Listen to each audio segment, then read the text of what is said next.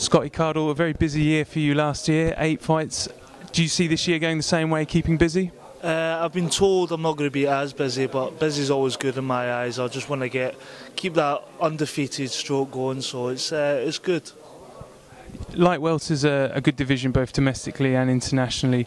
Who's on your radar maybe for the end of this year? Anybody domestically that you're looking at? Well, that's the thing. Like at the end of my first year, I started going down to lightweight, so it looks like I could be looking forward to a lightweight year this year. So all goes according to plan. I'll stick to that weight, and just going to look at all the top boys in Britain, obviously. How important isn't it to be a part of the Matchroom stable? You get the chance to box on some massive undercards, and that prepares you very well for the future when you'll be hopefully fighting for British, European titles yourself.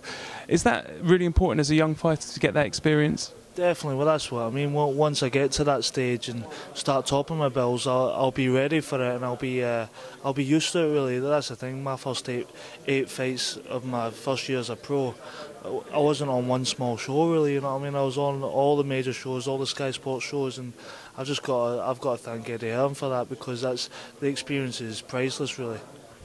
Did you watch the Olympics with interest in the boxing there, and did you kind of wish you were there in a way, or were you happy that you made a decision to turn pro?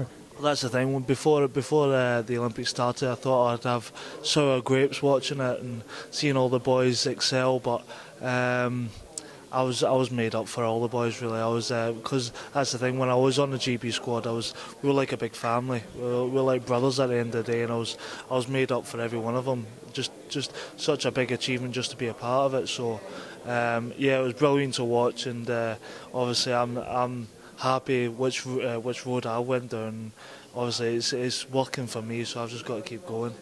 You've made the transition from amateur to pro very, very succinctly. You look like your style was suited to the pro style. Was that something you were working on since you've turned pro, or did it just come quite naturally to you? Oh well, obviously as a junior I was more suited to the pros. Everyone said I was more suited to the pros, and but then I got snatched up by GB, so I had to learn a different way of boxing. Obviously the amateur way, the textbook way, and I adapted to that. So I did okay in the GB championships and things like that, and yeah, so I just obviously turning professional, I just went back to my roots really, and yeah, obviously I'm enjoying it much more. I've got to say that, definitely.